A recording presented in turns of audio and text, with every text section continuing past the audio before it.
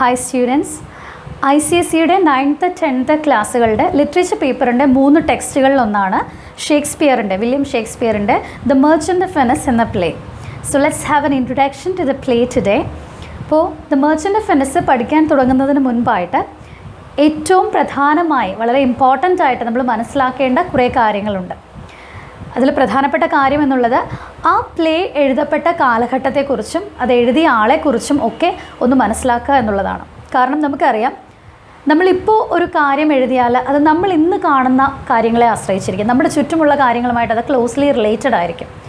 So Shakespeare will be surely influenced by the things or the circumstances he has been going through at that time.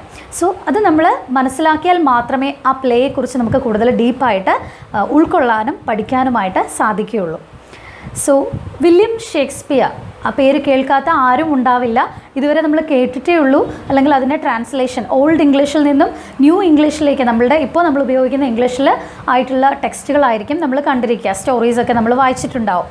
പക്ഷേ നമ്മുടെ ടെക്സ്റ്റിൻ്റെ പ്രത്യേകത എന്ന് പറഞ്ഞാൽ it's in old English it self. ആ പഴയ words പഴയ രീതിയിൽ തന്നെ അതിൻ്റെ ആ ഒരു സ്ട്രക്ചറിൽ തന്നെയാണ് ടെക്സ്റ്റ് നമ്മുടെ മുമ്പിൽ പ്രസൻറ്റ് ചെയ്യപ്പെടുന്നത്. അപ്പോൾ ഓൾഡ് ഇംഗ്ലീഷിനോട് നമുക്കൊരു ഫെമിലിയാരിറ്റി ടെക്സ്റ്റ് വായിക്കുമ്പോൾ മനസ്സിലാക്കുമ്പോൾ നമുക്ക് വരും. അത് അത്ര ബുദ്ധിമുട്ടുള്ളതല്ല, വായിച്ച് മനസ്സിലാക്കിയാലൊരു വേഴ്സ് സ്റ്റൈലിലാണ് ടെക്സ്റ്റ് എഴുതപ്പെട്ടിരിക്കുന്നത് നമുക്ക് മനസ്സിലാക്കാനായിട്ട് കഴിയും. ഒരു സ്റ്റോറിയാണ്, ഒരു പ്ലേ ആണെങ്കിൽ പോലും അത് ഒരു റിഥമിക്കാണ്, ലൈൻസ് ഒരു പോയറ്റിക് വേഴ്സ് സ്റ്റൈലിലാണ് എഴുതപ്പെട്ടിരിക്കുന്നത്. അപ്പോൾ ഇതിൻ്റെ ഓരോന്നിൻ്റെയും പ്രത്യേകതകൾ, ആ പ്ലേ എഴുതാനുണ്ടായ ഫാക്ടേഴ്സ് അല്ലെങ്കിൽ ഇൻഫ്ലുവൻസ് ചെയ്ത കാര്യങ്ങൾ എന്തൊക്കെയാണ്, അന്നത്തെ സൊസൈറ്റി എങ്ങനെയായിരുന്നു എന്നൊക്കെ മനസ്സിലാക്കിയാൽ മാത്രമേ നമുക്ക് കൃത്യമായിട്ട് പ്ലേ മനസ്സിലാക്കാനായിട്ട് പറ്റുള്ളൂ. അപ്പോൾ വില്യം ഷേക്സ്പിയർ എന്ന് പറയുമ്പോൾ തന്നെ നമുക്കറിയാം, he is the greatest writer in the English language and also the greatest English dramatist. അപ്പോൾ അദ്ദേഹം ഒരു പോയറ്റാണ്, ഹേഴ്സ് എ പ്ലേറൈറ്റ്, ഒത്തിരി പ്ലേസ് എഴുതിയിട്ടുണ്ട്, പ്ലേറൈറ്റാണ്. And also he was an actor, അദ്ദേഹം ഒരു ആക്ടറും കൂടിയായിരുന്നു. അപ്പോൾ പോയറ്റ് എന്ന് പറയുന്നത് അദ്ദേഹത്തിൻ്റെ ജീവിതത്തിൻ്റെ ഇടയ്ക്കുള്ള ഒരു 2 വർഷക്കാലം മാത്രമാണ് അദ്ദേഹം പോയട്രി എഴുതിയിട്ടുള്ളത്. ബാക്കിയുള്ള സമയം മുഴുവൻ അദ്ദേഹം പ്ലേസ് ആണ് എഴുതിയത്. അപ്പോൾ ഡ്രാമാസ് അതിൽ ആക്ട് ചെയ്യുന്നുണ്ടായിരുന്നു, എഴുതുന്നുണ്ടായിരുന്നു. അപ്പോൾ ഇങ്ങനെയുള്ള കാര്യങ്ങളായിരുന്നു ഇൻവോൾവ് ആയിരുന്നത്. ഷേക്സ്പിയർ വാസ് ബോൺ ഇൻ 1564 തൊട്ട് 1616 വരെയാണ് അദ്ദേഹത്തിൻ്റെ ജീവിത കാലയളവ് എന്ന് പറയുന്നത്. അപ്പോൾ അദ്ദേഹത്തെക്കുറിച്ച് പഠിക്കുമ്പോൾ നമ്മൾ മനസ്സിലാക്കേണ്ട പ്രധാനപ്പെട്ട ഒരു കാര്യം എന്ന് പറയുന്നത്, he was not having any formal education. He was sent to a grammar school and he continued there up to the age of 14 വയസ്സ് വരെ ഒരു ഗ്രാമർ സ്കൂളിലാണ് ഷേക്സ്പിയർ പഠിച്ചത്. അല്ലാതെ മറ്റ് ഫോർമൽ എഡ്യൂക്കേഷനൊന്നും അദ്ദേഹത്തിന് ഉണ്ടായിരുന്നില്ല. And he was a son of John Shakespeare who was A prosperous business man. അപ്പോൾ ഷേക്സ്പിയറിന് 14 വയസ്സ് വരെയും അച്ഛൻ്റെ ബിസിനസ്സൊക്കെ വളരെ നല്ല രീതിയിൽ പോവുകയായിരുന്നു. ബട്ട് ലേറ്റർ കുറച്ച് പ്രോബ്ലംസ് ഒക്കെ ഫേസ് ചെയ്തു, ഫിനാൻഷ്യൽ ക്രൈസിസിലായി, and they were forced move to another place. അപ്പോൾ ഷേക്സ്പിയർ ജനിച്ചത് സ്ട്രാറ്റ്ഫോർഡ് എന്ന് പറയുന്ന ഏവൺ റിവറിന് തീരത്തുള്ള ഒരു ബ്യൂട്ടിഫുൾ പ്ലേസിലാണ്, ഇംഗ്ലണ്ടിലെ Stratford upon Avon. Shakespeare was born in and later they move to London. ഇനി ഷേക്സ്പിയർ ജീവിച്ചിരുന്ന കാലഘട്ടത്തെക്കുറിച്ച് നമുക്കൊന്ന് മനസ്സിലാക്കാം.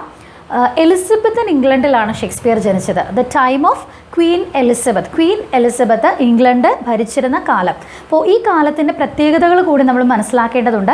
It was a renaissance period. അപ്പോൾ നമ്മൾ ഹിസ്റ്ററിയിലൊക്കെ പഠിച്ചിട്ടുള്ളതാണ് റിനയസൻസ് പീരീഡ് എന്ന് പറയുന്നത്. So back to the classic languages, അതാണ് റിനയസൻസ് പീരീഡ്. ആർട്ട്, ലിറ്ററേച്ചർ, ഇതിനൊക്കെ ഇമ്പോർട്ടൻസ് ആളുകൾ കൊടുത്ത് തുടങ്ങിയ ഒരു കാലം. ഇപ്പോൾ ക്ലാസിക് ലാംഗ്വേജസ് എന്ന് കൺസിഡർ ചെയ്തിരുന്നത് ലാറ്റിനും ഗ്രീക്കുമാണ്. അപ്പോൾ ലേൺഡ് ആയിട്ടുള്ള ഹൈ ക്ലാസ് ആയിട്ടുള്ള ആൾക്കാർ മാത്രമേ ഈ ലാറ്റിനും ഗ്രീക്കും ഒക്കെ പഠിച്ചിരുന്നുള്ളൂ. അപ്പോൾ അവർക്ക് മാത്രമേ ഈ ലാറ്റിൻ ഗ്രീക്ക് ക്ലാസിക്സ് ലിറ്ററേച്ചർ, ഒരുപാട് ലിറ്റററി വർക്ക്സ് ഒക്കെ ഗ്രീക്കിലും ലാറ്റിനിലും ഉണ്ടായിരുന്നു. അപ്പോൾ ഇതൊക്കെ വായിക്കാനായിട്ട് ഉള്ള അവസരവും ഈ പഠിച്ച ആൾക്കാർക്ക് മാത്രമേ ഉണ്ടായിരുന്നുള്ളൂ. ഇതിൻ്റെയൊന്നും അധികം ട്രാൻസ്ലേഷൻസ് ഒന്നും ഇംഗ്ലീഷിലേക്ക് വന്നിരുന്നില്ല. So they will learning Latin and Greek as classic languages.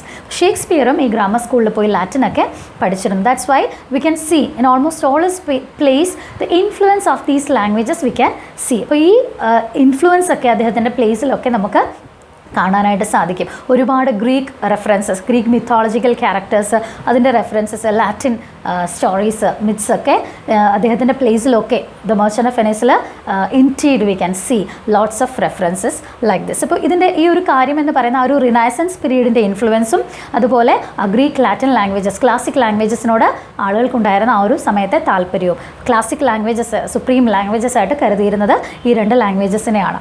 അപ്പോൾ ഈ ഒരു renaissance period people were fond of art and literature and also plays എന്ന് പറയുന്നത് നാടകങ്ങൾ ഡ്രാമാസ് എന്ന് പറയുന്നതിന് വളരെയധികം ഇമ്പോർട്ടൻസ് ആ ഒരു സമയത്ത് ഉണ്ടായിരുന്നു. പ്ലേ ഹൗസസ് ഒക്കെ പതുക്കെ ഇങ്ങനെ എല്ലായിടത്തും തുടങ്ങുന്ന ഒരു സമയമായിരുന്നു അത്. And Queen Elizabeth herself was very fond of watching place. Queen Elizabeth place കാണാൻ വരാറുണ്ടായിരുന്നു എന്ന് പറയാറുണ്ട്.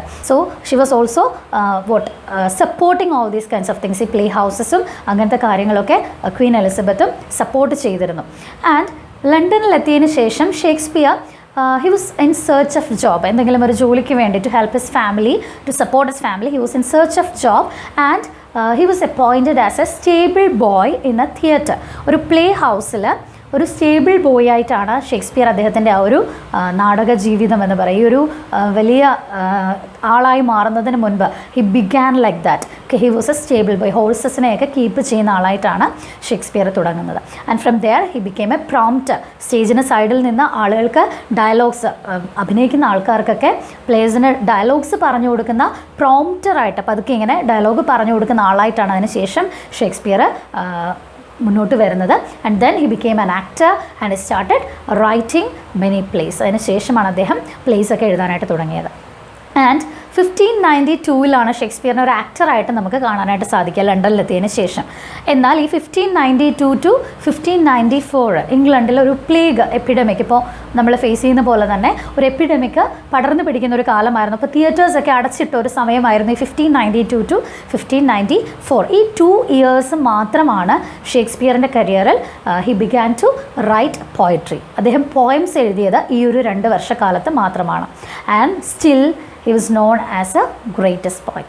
അദ്ദേഹം എന്നിട്ടും ഒരു വളരെ ഏറ്റവും ഉയർന്നൊരു പോയറ്റായിട്ട്, ഏറ്റവും അംഗീകരിക്കപ്പെട്ടൊരു പോയറ്റായിട്ട് അദ്ദേഹത്തെ എല്ലാവരും മനസ്സിലാക്കുന്നു എന്ന് പറയുമ്പോൾ അദ്ദേഹത്തിൻ്റെ ആ ഒരു കഴിവ് അല്ലെങ്കിൽ ആ ഒരു ഉന്നതി എത്രമാത്രമാണെന്നുള്ളത് we have to understand. So ഷേക്സ്പിയറിൻ്റെ പോയട്രിയെക്കുറിച്ച് പറയുമ്പോൾ ഒരിക്കലും നമ്മൾ മറക്കാൻ പാടില്ലാത്തൊരു കാര്യമാണ് സോണറ്റ് ഫോം എന്നുള്ളത്. പോയട്രിയുടെ ഇൻട്രൊഡക്ഷനിൽ നമ്മൾ കണ്ടതാണ്. ഇറ്റാലിയൻ പോയറ്റായ പെട്രാക്കാണ് സോണറ്റ് ആദ്യമായിട്ട് ഇൻട്രൊഡ്യൂസ് ചെയ്തത്. ഒരു 14 line പോയട്രിയാണ് സോണറ്റ് എന്ന് പറയുന്നത്. ആൻഡ് ഷേക്സ്പിയർ അദ്ദേഹത്തിൻ്റെ ഓൺ വേർഷൻ ഇംഗ്ലീഷിലേക്ക് കൊണ്ടുവന്നു. ഈ സോണറ്റ് ഫോം എന്ന് പറയുന്ന ഷേക്സ്പിയറിയൻ സോണറ്റ് ഫോം ഇംഗ്ലീഷിലേക്ക് കൊണ്ടുവന്നത് വില്യം ഷേക്സ്പിയർ ആണ്. അപ്പോൾ പോയട്രി ഈ ഒരു 2 വർഷക്കാലം അദ്ദേഹം എഴുതിയിരുന്നു. അതല്ലാതെ ബാക്കി through out his life he was engaged in writing place and acting in them. അപ്പോൾ അതാണ് ഷേക്സ്പിയറിനെ കുറിച്ച് നമ്മൾ മനസ്സിലാക്കേണ്ട ഒരു കാര്യമെന്ന് പറയുന്നത്. ഇനി അതുപോലെ തന്നെ ലണ്ടനിൽ എത്തിയതിന് ശേഷം ഷേക്സ്പിയർ ജോയിൻ ചെയ്തൊരു ആക്ടിംഗ് കമ്പനി ഉണ്ട്. ദ ചേംബർലെയിൻസ് മെൻ എന്ന് പറയുന്ന ഒരു ആക്ടിംഗ് കമ്പനിയിലാണ് ഷേക്സ്പിയർ ജോയിൻ ചെയ്തത്. ലേറ്റർ ആ ഒരു ഫാമിലിയുടെ ഒരു പാർട്ടായി ഷേക്സ്പിയർ മാറി. He became a member of that family, close knit family. It was the Chamberlain's Men and what later they built a playhouse, a theatre named the Globe. The Globe എന്ന പേരിൽ ഈ Chamberlain's Men എന്ന് പറയുന്ന ഈ ആളുകൾ എല്ലാവരും കൂടെ ചേർന്നിട്ട്, ഈ പ്ലേയുടെ പിന്നിലുള്ള ആൾക്കാരെല്ലാം കൂടെ ചേർന്നിട്ട് ഒരു തിയേറ്റർ അവരുടേതായിട്ട് ഉണ്ടാക്കി. അങ്ങനെ what it is up to his time, last times he was there engaged in that. അപ്പോൾ അവസാനം വരെയും ഷേക്സ്പിയർ അതിൻ്റെ പാർട്ടായി. Queen Elizabeth died in 1603 and then king James came to the throne of England. അപ്പോൾ king ജെയിംസിൻ്റെ ടൈമിൽ ഈ Chamberlain's Men ഒരുപാട് പ്രോസ്പർ ചെയ്തൊരു സമയമാണ്. Because king James was very fond of this Chamberlain's Men, the Globe, the theatre and their plays. അവരുടെ plays ഒക്കെ ഒത്തിരി എൻജോയ് ചെയ്തിരുന്നു കിങ് ജെയിംസ്. ആൻഡ് ലേറ്റർ ഇതിൻ്റെ ഒരു റിസൾട്ട് എന്ന വിധത്തിൽ തന്നെ ഈ ചേംബർലെയിൻസ് മെൻ എന്ന പേര് മാറി കുറച്ച് കഴിഞ്ഞപ്പോൾ ദ കിങ്സ് മെൻ എന്ന പേരിൽ ഇവരറിയപ്പെടാനായിട്ട് തുടങ്ങി. Because the king was that much fond of the plays by the theatre. ഈ തിയേറ്ററിൽ ഇവർ നടത്തിയിരുന്ന പ്ലേസൊക്കെ ഒരുപാട് എൻജോയ് ചെയ്തിരുന്ന ഒരു ആളായിരുന്നു പിന്നീട് ഇംഗ്ലണ്ടിൽ അധികാരത്തിൽ വന്ന കിങ് ജെയിംസ് എന്ന് പറയുന്നത്. So that was the life of Shakespeare. അങ്ങനെയാണ് ഷേക്സ്പിയർ ഒരു പ്ലേസിൻ്റെയൊക്കെ ലോകത്തേക്ക് വന്നത് എന്ന് നമുക്ക് മനസ്സിലാക്കാനായിട്ട് സാധിക്കും. ആൻഡ് വേറൊരു കാര്യം നമ്മൾ അറിയേണ്ടത്, Shakespeare has not written anything to get to become famous. Famous ആകാനായിട്ട് ഒരിക്കലും ഷേക്സ്പിയർ പ്ലേസ് എഴുതി കൂട്ടിയ ഒരാളല്ല. His done all these things to be played in the theatre and it gave him a satisfaction. ആ സമയത്ത് ആ ഒരു ജോലി, ആ ഒരു കാര്യം ചെയ്തതിലൂടെ കിട്ടിയ സാറ്റിസ്ഫാക്ഷൻ മാത്രമാണ് അദ്ദേഹം ഉദ്ദേശിച്ചിരുന്നത്. How can we say this? Because all his plays were collected and published only after his death. അദ്ദേഹം ജീവിച്ചിരുന്ന കാലത്തിലല്ല, അതിനുശേഷമാണ് ഈ ചേംബർലൈൻസ് മെൻ അല്ലെങ്കിൽ കിങ്സ് മെൻ എന്ന് പറയുന്ന ഈ ഒരു ആക്ടിംഗ് കമ്പനിയിലുണ്ടായിരുന്ന ആളുകൾ ചേർന്നിട്ട് അദ്ദേഹത്തിൻ്റെ പല പ്ലേസും കളക്ട് ചെയ്തിട്ട് അത് പബ്ലിഷ് ചെയ്തത്. So only after his death people came to know about him as a greatest playwright. അപ്പോൾ ഇങ്ങനെ ഇത്രയും ഒരു വലിയ ആളായിരുന്നു ഷേക്സ്പിയർ എന്ന ആൾക്കാർ പോലും, അദ്ദേഹത്തിൻ്റെ സമയത്ത് ജീവിച്ചിരുന്ന ആൾക്കാർ പോലും മനസ്സിലാക്കുന്നത് ഓൺലി ആഫ്റ്റർ ഹിസ് ഡെത്ത് ആണ്, അദ്ദേഹം മരിച്ചതിന് ശേഷമാണ്. So this is what we have to understand about Shakespeare and the England, Elizabeth and England, and the influence of King James on the Chamberlain's men and such things. ഇനി മറ്റൊരു കാര്യം നമ്മൾ മനസ്സിലാക്കണം, ഷേക്സ്പിയറിൻ്റെ പ്ലേസിലേക്ക് വരുമ്പോൾ we have to understand his written പോയട്രിയുടെ കാര്യം നമ്മൾ പറഞ്ഞ സോണറ്റ് ഫോംസ് ഒക്കെ അദ്ദേഹം എഴുതിയത്. ഇനി പ്ലേസിൽ Shakespeare has written 3 types of plays: comedies, tragedies and historical place, history place. ഇപ്പോൾ 3 തരത്തിലുള്ള പ്ലേസാണ് ഷേക്സ്പിയർ എഴുതിയിരുന്നത്. അതിൽ കോമഡീസ് ഉണ്ട്, ട്രാജഡീസ് ഉണ്ട്, ഹിസ്റ്ററി പ്ലേസ് ഉണ്ട്. കേൾക്കുമ്പോൾ തന്നെ നമുക്കറിയാം ട്രാജഡീസ് എന്ന് പറയുമ്പോൾ വാട്ട് ഇറ്റ് ഇസ്, ഒരു സാഡ് നോട്ടിൽ എൻഡ് ചെയ്യുന്ന പ്ലേസ്, ഒരു ദുരിതം അല്ലെങ്കിൽ ദുരന്തം, സങ്കടത്തിൽ അവസാനിക്കുന്ന പ്ലേസ് ആയിരിക്കും. അതിൻ്റെ ക്ലൈമാക്സ് എന്ന് പറയുമ്പോൾ എപ്പോഴും ഒരു സാഡ് എൻഡ് ആയിരിക്കും, സാഡ് നോട്ടായിരിക്കും. So that will be tragedies as we all know. And comedies, that does not mean that it is having some element of fun. Fun element is there, but still comedy എന്ന് പറയുന്നത് that is ending on a happy note, സന്തോഷകരമായിട്ട് അവസാനിക്കുന്ന ഒരു play ആണ് എപ്പോഴും comedy എന്ന് പറയുക. So comedies അദ്ദേഹം എഴുതിയിട്ടുണ്ട്, ട്രാജഡീസ് എഴുതിയിട്ടുണ്ട്, and like the same history plays, history ക്യാരക്ടേഴ്സിനെ കുറിച്ച്, ഹിസ്റ്ററിയിലുള്ള ചരിത്രത്തിലുള്ള ആൾക്കാരെ കുറിച്ചിട്ടുള്ള സ്റ്റോറീസ്, പ്ലേസൊക്കെ അദ്ദേഹം എഴുതിയിട്ടുണ്ട്. അപ്പോൾ ഹിസ്റ്ററി പ്ലേസും as a part of his plays. അപ്പോൾ കോമഡീസ് എന്ന് പറയുമ്പോൾ നമ്മൾ പഠിക്കുന്ന the merchant of Venice is one of his famous great comedies. അപ്പോൾ അദ്ദേഹത്തിൻ്റെ കോമഡീസിൽ ഒന്നാണ് the merchant of Venice. Just because it is ending on a happy note, ഒരു ഹാപ്പി എൻഡിങ് ആണ് ദ മെർച്ചൻ്റ് ഓഫ് വെനസിനുള്ളത്. ആൻഡ് ഷേക്സ്പിയർ എങ്ങനെയുള്ള ആൾക്കാർക്ക് വേണ്ടിയിട്ടാണ് അദ്ദേഹത്തിൻ്റെ പ്ലേസ് എഴുതിയത് എന്നുകൂടി നമ്മൾ മനസ്സിലാക്കേണ്ടതുണ്ട്.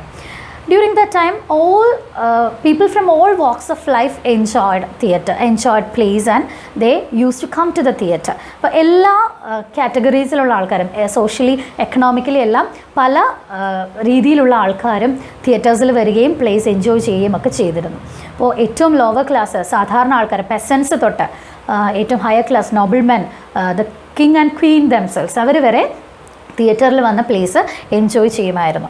So the writer of these plays was having a responsibility actually that he had to satisfy all the people from all the walks of life. ഇപ്പോൾ എല്ലാ ജീവിതത്തിൻ്റെ എല്ലാ മേഖലകളിൽ നിന്നും, എല്ലാ തരത്തിൽ നിന്നും വരുന്ന ആൾക്കാരുണ്ട്.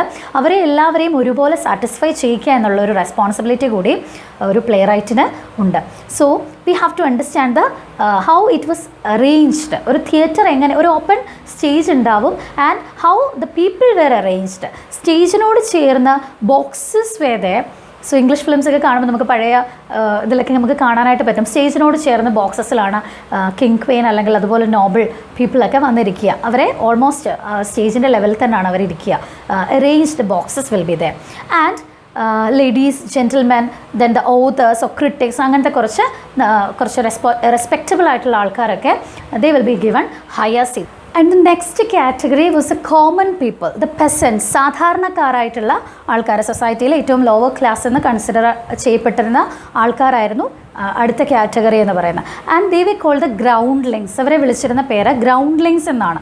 Because they we given the place to sit on the ground. അവരെ ഗ്രൗണ്ടിലാണ് ഇരുത്തിയിരുന്നത്, ഏറ്റവും താഴെ ആണ് ഇവരെ ഇരുത്തിയിരുന്നത്. അപ്പോൾ ഇതിന് പറയുന്ന പിറ്റ് എന്നാണ്. ഫ്രണ്ടിൽ ഈ ഗ്രൗണ്ട് അതിന് പറയുന്ന പേര് പിറ്റ് എന്നാണ്. അപ്പോൾ അതിലിരിക്കുന്ന ആൾക്കാരെ ഗ്രൗണ്ട്ലിങ്സ് എന്നാണ് പറയുക. അപ്പോൾ ഈ ഗ്രൗണ്ട്ലിങ്സിൻ്റെ പ്രത്യേകത എന്ന് പറഞ്ഞാൽ ഒരു ദിവസത്തെ സ്ട്രെനുവസ് വർക്ക് എഫേർട്ടൊക്കെ കഴിഞ്ഞിട്ട്, ജോലിയൊക്കെ കഴിഞ്ഞ് ക്ഷീണിച്ച് വന്ന് അവർ ആ ഒരു എൻ്റർടൈൻമെൻറ്റിന് വേണ്ടിയിട്ട്, എൻജോയ് ചെയ്യാൻ വേണ്ടിയിട്ടാണ് they use to come to the theatre. അപ്പോൾ ഈ പ്ലേസ് കാണുമ്പോൾ they will be disturbed and distracted. അവരെപ്പോഴും ഇങ്ങനെ quarrelling or problems will be always they will be making noise, sounds. അപ്പോൾ ഇങ്ങനത്തെ കുറേ ഡിസ്റ്റർബൻസസ് ഒക്കെ ഈ ഗ്രൗണ്ട്ലിങ്സിൻ്റെ ഭാഗത്ത് നിന്ന് ഉണ്ടായിരിക്കും. അപ്പോൾ വളരെ സീരിയസ് ആയിട്ടുള്ള ഒരു സ്റ്റോറി നറേറ്റ് ചെയ്ത് പോകാനായിട്ട് ഒരിക്കലും ഒരു പ്ലേയിലൂടെ സാധിക്കില്ല. Because these types of people also must be entertained. ഇങ്ങനെയുള്ള ആൾക്കാരെയും കൺസിഡർ ചെയ്യണമായിരുന്നു. സാധാരണക്കാരെ അവരെപ്പോഴും ഇഷ്ടപ്പെടുക കുറച്ച് fun, element of fun must be there, or something must be there to enjoy, teasing or mocking someone, or like making fun of others. ഇങ്ങനത്തെ കാര്യങ്ങളൊക്കെ അവർ enjoy ചെയ്തിരുന്നു. അപ്പോൾ ഈ ഒരു കാറ്റഗറി ആൾക്കാരോട് ഉദ്ദേശിച്ചിട്ടാണ് we can see in Shakespeare's plays. ഷേക്സ്പിയറിൻ്റെ എല്ലാ പ്ലേസിലും നമുക്ക് കാണാനായിട്ട് സാധിക്കും കുറച്ച് സാധാരണക്കാരെ ഉദ്ദേശിച്ചുകൊണ്ട് ഉള്ള ഒരു ഫണി ക്യാരക്ടർ, ഒരു ക്ലൗൺ ക്യാരക്ടർ മിക്കവാറും എല്ലാ പ്ലേസിലും നമുക്ക് കാണാനായിട്ട് സാധിക്കും. അപ്പോൾ ദ മെർച്ചൻ്റ് ഓഫ് വെനിസിൽ അങ്ങനെയുള്ളൊരു ക്ലൗൺ ക്യാരക്ടർ ഉണ്ട്. ഗോബോ ലൗൺസ്ലോട്ട് എന്ന് പറയുന്ന സെർവൻ്റായിട്ട് പ്രസൻറ്റ് ചെയ്യുന്ന ആളാണ് ഇതിനകത്തെ ക്ലൗൺ ക്യാരക്ടർ എന്ന് പറയുന്നത്. അപ്പോൾ ഒരു ജോക്കർ, ഒരു ആളുകളെ ഇടയ്ക്ക് ഇങ്ങനെ ചിരിപ്പിക്കാനായിട്ട് വരുന്ന ഒരാൾ. അപ്പോൾ ഇത് the intention was to please, to satisfy the groundlings, the common people, the peasants. അപ്പോൾ അതാണ് ഒരു ഫാക്ടർ എന്ന് പറയുന്നത്. നമുക്ക് പ്ലേ വായിക്കുമ്പോൾ ഇടയ്ക്ക് ഇങ്ങനെ ഒരു ക്ലൗൺ ക്യാരക്ടർ എൻ്റർ ചെയ്യുന്ന, ക്ലൗൺ ക്യാരക്ടറിൻ്റെ ഡയലോഗ്സ് ഒക്കെ കാണുമ്പോൾ സംടൈംസ് വിൽ ഫീൽ എന്താണ് അങ്ങനെ ഒരാൾ ഇൻട്രൊഡ്യൂസ് ചെയ്തിരിക്കുന്നതെന്ന്. അപ്പോൾ so we have to understand the nature and the taste of people from different walks of life during Shakespeare's time. അപ്പോൾ ആ ഒരു സമയത്ത് ആളുകളുടെ ടേസ്റ്റുകളുണ്ടായിരുന്ന വ്യത്യാസം എല്ലാവരെയും ഒരുപോലെ സാറ്റിസ്ഫൈ ചെയ്യിക്കാനായിരുന്നു ഷേക്സ്പിയർ ഇങ്ങനെ ഒരു ക്യാരക്ടറിനെ ഇൻട്രൊഡ്യൂസ് ചെയ്തിരുന്നത്. അതുപോലെ അങ്ങനത്തെ സീൻസും കുറച്ച് രസകരമായ സീൻസും ഒക്കെ ഇടയ്ക്ക് കൊണ്ടുവന്നുകൊണ്ടിരുന്നതും അതുകൊണ്ട് തന്നെയാണ്. And one more thing is there, the interest of the people, the taste of the people, they were fond of cock fights, hunting, അതുപോലെ സൂപ്പർസ്റ്റിഷൻസിലൊക്കെ അവർ ആ സമയത്ത് വിശ്വസിച്ചിരുന്ന ആൾക്കാരാണ്. അതുപോലെ കുറച്ച് ഹണ്ടിങ് അല്ലെങ്കിൽ കോക്ക് ഫൈറ്റ് ഇങ്ങനത്തെ കാര്യങ്ങളൊക്കെ, കുറച്ച് ക്രൂവൽ കൈൻഡ് ഓഫ് ഡീഡ്സൊക്കെ അവർക്ക് ഇഷ്ടമായിരുന്നു. അപ്പോൾ ഇതൊക്കെയും നമുക്ക് പ്ലേസിൽ സൂപ്പർസ്റ്റിഷ്യസ് ക്യാരക്ടേഴ്സ്, കുറച്ച് മാന്ത്രികമായിട്ടുള്ള ആൾക്കാർ, അങ്ങനത്തെ ക്യാരക്ടേഴ്സിനെയൊക്കെ നമുക്ക് കാണാനായിട്ട് സാധിക്കും. അപ്പോൾ അതും ഈ ഒരു കാര്യം കൊണ്ട് തന്നെയാണ്, the influence of the people, ആളുകളുടെ ടേസ്റ്റ്, ആളുകൾക്ക് ഇത് ഇഷ്ടപ്പെടും എന്നുള്ളത് കൊണ്ടാണ് അങ്ങനത്തെ ക്യാരക്ടേഴ്സിനെ ഇൻട്രൊഡ്യൂസ് ചെയ്തത്. ആൻഡ് ഷേക്സ്പിയറിൻ്റെ പ്ലേസിൽ നമുക്ക് കാണാവുന്ന മറ്റൊരു പ്രത്യേകത എന്ന് പറഞ്ഞാൽ വേഴ്സ് ആണെന്ന് നമ്മൾ പറഞ്ഞു, പോയട്രി പോലെയാണ്, പോയം പോലെയാണ് ഡയലോഗ്സ് ഒക്കെ വരുന്നത്. അതുപോലെ നറേഷൻ കുറച്ച് അധികമായിട്ട് നമുക്ക് കാണാനായിട്ട് സാധിക്കും. ഫോർ എക്സാമ്പിൾ ഒരു പ്ലേസ് മെൻഷൻ ചെയ്യുമ്പോൾ എവിടെയാണ് ഈ സംഭവം നടക്കുന്നത് എന്ന് പറയാനായിട്ട് ആ പ്ലേസിനെ കുറിച്ച്, ആ സ്ഥലത്തെക്കുറിച്ച് കുറച്ച് ഡീപ്പായിട്ട് നറേറ്റ് ചെയ്ത് പോകുന്നതായിട്ട് നമുക്ക് കാണാനായിട്ട് സാധിക്കും. And this was because of the lack of movable sceneries പെട്ടെന്ന് മാറ്റാനായിട്ട് പറ്റില്ല. ഇപ്പോൾ ഒരു എവിടെയാണിത് നടക്കുന്നതെന്ന് ആ ബാക്ക്ഗ്രൗണ്ട് കാണിക്കാനായിട്ട് ഇപ്പോഴൊക്കെ നമുക്ക് സാധ്യമാവുന്നത് പോലെ സീനറീസ് മൂവബിൾ ആയിരുന്നില്ല. പെട്ടെന്നെല്ലാം എടുത്ത് മാറ്റാനും വേറെ അറേഞ്ച് ചെയ്യാനും ഒക്കെയുള്ള ആ ഒരു ബുദ്ധിമുട്ട് കൊണ്ടാണ് വേർഡ്സിലൂടെ ഇത് നറേറ്റ് ചെയ്തുകൊണ്ടിരുന്നത്. അപ്പോൾ ഇത് പറഞ്ഞ് ഫലിപ്പിക്കുമ്പോൾ ആളുകൾക്ക് മനസ്സിലാവും ഇന്ന സ്ഥലത്താണ് ഈ പ്ലേ ഇപ്പോൾ, ഈ സീൻ ഇപ്പോൾ നടക്കാൻ പോകുന്നത് എന്നുള്ളത്. സോ നറേഷൻ ത്രൂ വേർഡ്സ്, അതാണ് നമുക്ക് കാണാൻ പറ്റുന്ന മറ്റൊരു കാര്യം. അതിൻ്റെ റീസൺ എന്ന് പറയുന്നത് the lack of movable sceneries എന്നുള്ളതാണ്. അതിനെ കാണിക്കാനായിട്ട് കൂടുതൽ ഒരുപാട് അറേഞ്ച്മെൻറ്റ്സ് ഒന്നും സ്റ്റേജിൽ കാണിക്കാനായിട്ട് പറ്റുമായിരുന്നില്ല. And the second thing, heroines, ആക്ട്രസസിൻ്റെ അവൈലബിലിറ്റി ഇല്ലാതിരുന്നത്.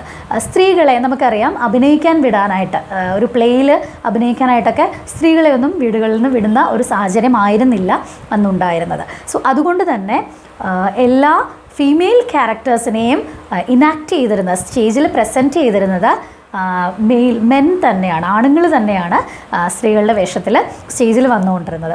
അപ്പോൾ ഇതിന് ഷേക്സ്പിയർ കണ്ടുപിടിച്ച ഒരു റെമഡി എന്ന് പറയുന്നത്, ഈ ഫീമെയിൽ ക്യാരക്ടർ ഇനാക്ട് ചെയ്യുന്ന മെയിലിനെ സംബന്ധിച്ച് അവർക്ക് അവരുടെ സ്വന്തം രൂപത്തിൽ ആളുകളുടെ മുമ്പിൽ വരാനായിട്ട് ആഗ്രഹം കാണും. ആക്ച്വലി ഒരു മാനാണ് and he's acting as a woman, ഒരു വുമണായിട്ട് ഡിസ്ഗൈസ് ചെയ്ത് അഭിനയിക്കുകയാണ് അവർ. അപ്പോൾ അവർക്ക് അവരുടെ ഒറിജിനൽ രൂപത്തിൽ സ്റ്റേജിൽ വരാനായിട്ടുള്ളൊരു ചാൻസ് ഷേക്സ്പിയർ എല്ലാ പ്ലേസിലും തന്നെ നൽകിയിട്ടുണ്ട്. അതാണ് നമുക്ക് ഏത് പ്ലേയിലും, മിക്കവാറും എല്ലാ പ്ലേയിലും നമുക്ക് കാണാൻ കഴിയും ഡിസ്ഗൈസിങ് എന്ന് പറയുന്നൊരു കാര്യം. വാട്ട് ഇസ് എ ഡിസ്ഗൈസ് എന്ന് പറയുമ്പോൾ എന്താണ്? വേഷം മാറുക. അപ്പോൾ സ്ത്രീ ആയിട്ട് അഭിനയിക്കുന്ന ആൾ, അതിലെ വുമൺ ക്യാരക്ടർ, ഫീമെയിൽ ക്യാരക്ടർ പ്ലേയുടെ ഇടയ്ക്ക് വെച്ച് ആണായിട്ട് വേഷം മാറുന്നതായിട്ട് ഷേക്സ്പിയർ പ്രസൻറ്റ് ചെയ്യുന്നു. And it was just because the person who was enacting as the man who was acting as a woman character had to show what he is, അല്ലെങ്കിൽ ആ real സെൽഫിൽ അയാൾക്ക് ആളുകളുടെ മുമ്പിൽ പ്രസൻറ്റ് ചെയ്യാനുള്ളൊരു ഓപ്പർച്യൂണിറ്റിയാണ് ഷേക്സ്പിയർ ഈ ഡിസ്ഗൈസിങ്ങിലൂടെ കൊടുത്തുകൊണ്ടിരുന്നത്. അപ്പോൾ ഇത്രയും കാര്യങ്ങളാണ് ഒരു ഷേക്സ്പിയറിയൻ പ്ലേ പഠിക്കാൻ തുടങ്ങുന്നതിന് മുൻപ് നമ്മൾ മനസ്സിൽ വെക്കേണ്ടത്. നറേഷൻ വന്നതിൻ്റെ കാരണം നമ്മൾ പറഞ്ഞു ലാക്ക് ഓഫ് മൊബൈൽ സീനറീസ്, അതുപോലെ തന്നെ ഫീമെയിൽ ക്യാരക്ടേഴ്സ് ഇല്ലാതിരുന്നത് കൊണ്ട് ഡിസ്ഗൈസ് എന്ന് പറയുന്നൊരു ഓപ്ഷൻ മെയിൽ ക്യാരക്ടേഴ്സിന് അവരുടെ സെൽഫ് പ്രസൻറ്റേഷൻ നടത്താനായിട്ടുള്ള ഒരു ഓപ്പർച്യൂണിറ്റി അദ്ദേഹം കൊടുത്തിരുന്നു. അതുപോലെ തന്നെ ഗ്രൗണ്ട്ലിങ്സിനെ അവരെ പ്ലീസ് ചെയ്യാൻ വേണ്ടിയിട്ട്, എൻ്റർടൈൻ ചെയ്യിക്കാൻ വേണ്ടിയിട്ട് അങ്ങനെയുള്ള എലമെൻറ്റ്സ് ആഡ് ചെയ്തിരുന്നു. അതുപോലെ ഓൾ വാക്സ് ഓഫ് ലൈഫ്, എല്ലാ തരത്തിലുള്ള ആൾക്കാരെയും എൻ്റർടൈൻ ചെയ്യിക്കാനുള്ള എലമെൻറ്റ്സ് ഒക്കെ അവരുടെ ടേസ്റ്റുകൾക്കനുസരിച്ചിട്ടുള്ള കാര്യങ്ങളൊക്കെ അദ്ദേഹത്തിൻ്റെ പ്ലേസിൽ ഉണ്ട്. ഇനി പ്ലേസിനെ സംബന്ധിച്ച് പറയുന്ന ഒരു കാര്യമുണ്ട്, ഒരു യൂണിറ്റി എന്ന് പറയുന്നൊരു എലമെൻ്റ് ഉണ്ട്. ഇത് 3 തരം യൂണിറ്റീസാണ് എല്ലാ പ്ലേസും ഫോളോ ചെയ്യേണ്ടത് എന്നാണ് പറയപ്പെടുക. യൂണിറ്റി ഓഫ് ആക്ഷൻ ഉണ്ട്, യൂണിറ്റി ഓഫ് ടൈം ഉണ്ട്, യൂണിറ്റി ഓഫ് പ്ലേസ് ഉണ്ട്. അതായത് നമുക്കറിയാം ഒരു ആക്ഷൻ നടന്നതിന് ശേഷം അടുത്ത ആക്ഷൻ അതുമായിട്ട് ഒരു ബന്ധവുമില്ലാത്ത കാര്യമാണെങ്കിൽ നമുക്കത് മനസ്സിലാക്കാനായിട്ട് ബുദ്ധിമുട്ട് വരും. സോ ഈ ആക്ഷൻ നടക്കുന്നതിന് ഒരു സീനിൽ നടന്ന ആക്ഷൻ്റെ കണ്ടിന്യൂവേഷൻ ആയിരിക്കും അടുത്ത സീനിൽ പറയുന്ന അടുത്ത ആക്ഷൻ. അപ്പോൾ ഈ ആക്ഷൻസിന് തമ്മിൽ ഒരു യൂണിറ്റി ഉണ്ടാവണം. അതുപോലെ തന്നെ പ്ലേസ്, ഒരേ സ്ഥലത്ത് നടന്ന കാര്യങ്ങൾ ഒരുമിച്ച് പറഞ്ഞു പോകാറുണ്ട്. ടൈം, ഒരേ സമയത്ത് നടന്ന കാര്യങ്ങൾ ഒരുമിച്ച് പറഞ്ഞു പോകാറുണ്ട്. അപ്പോൾ ഈ 3 യൂണിറ്റീസും പ്ലേസ് മെയിൻറ്റെയിൻ ചെയ്യണമെന്നാണ് പറയുക. അതേസമയം Shakespeare does not follow these 3 unities. Shakespeare ഈ 3 യൂണിറ്റീസും ഫോളോ ചെയ്തിട്ടില്ല, മെയിൻറ്റെയിൻ ചെയ്തിട്ടില്ല. And instead of that he has followed an emotional unity which was accepted by the people of his time, the Elizabethan people. അപ്പോൾ അദ്ദേഹത്തിൻ്റെ സമയത്ത് Elizabethan സൊസൈറ്റിയിലുണ്ടായിരുന്ന, ഇംഗ്ലണ്ടിലുണ്ടായിരുന്ന ആൾക്കാരുടെ ടേസ്റ്റുകൾക്കനുസരിച്ച് അവരുടെ emotional എന്താ പറയുക നീഡിനെ സാറ്റിസ്ഫൈ ചെയ്യിക്കാനുള്ള രീതിയിലാണ് അദ്ദേഹത്തിൻ്റെ പ്ലേസ് എഴുതിയിരുന്നത്. അപ്പോൾ ആ ഒരു എലമെൻറ്റ് കൂടെ, ആ ഒരു കാര്യം കൂടി നമ്മൾ ഓർത്തിരിക്കേണ്ടതുണ്ട്. Hope you understood the necessary things we have been discussing to learn the play effectively. The Elizabethan England, the people of the time, their tastes, the social background, William Shakespeare, and what are the elements that have influenced him to write the plays. അപ്പോൾ ഇത്രയും കാര്യങ്ങൾ മനസ്സിലായി കാണുമെന്ന് വിശ്വസിക്കുന്നു. Now let's come to the play that we have to learn.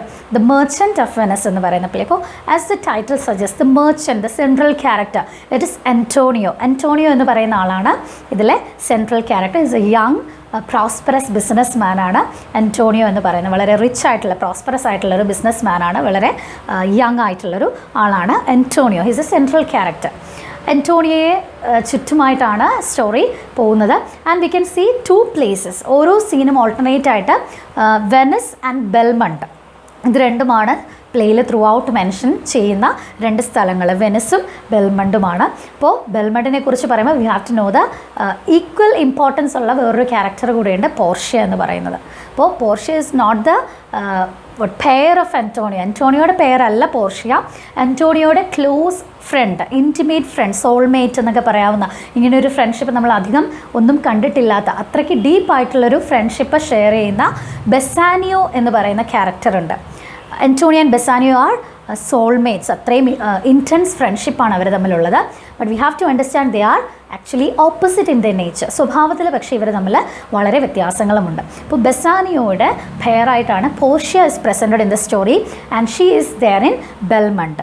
അപ്പോൾ ബെൽമണ്ടിലാണ് Portia ഉള്ളത്. Antonio and Bassanio are in Venice. ഈ 2 സ്ഥലങ്ങളും ആണ് ഓൾട്ടർനേറ്റ് ആയിട്ട് ഓരോ സീൻസിലും നമുക്ക് കാണാനായിട്ട് സാധിക്കുക.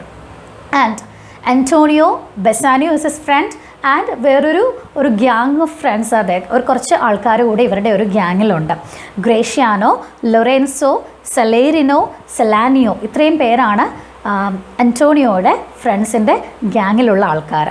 അപ്പോൾ പോർഷ്യയുടെ കൂടെ പോർഷ്യയുടെ മെയ്ഡായിട്ടുള്ള നെറിസയും ഒരുമാതിരി നല്ലൊരു റോള് തന്നെ നെറിസയ്ക്കുമുണ്ട്. വി ക്യാൻ അണ്ടർസ്റ്റാൻഡ് ഒത്തിരി സീൻസിൽ നെറിസയും പോർഷ്യയുടെ ഒപ്പം തന്നെ വരുന്നുണ്ട്.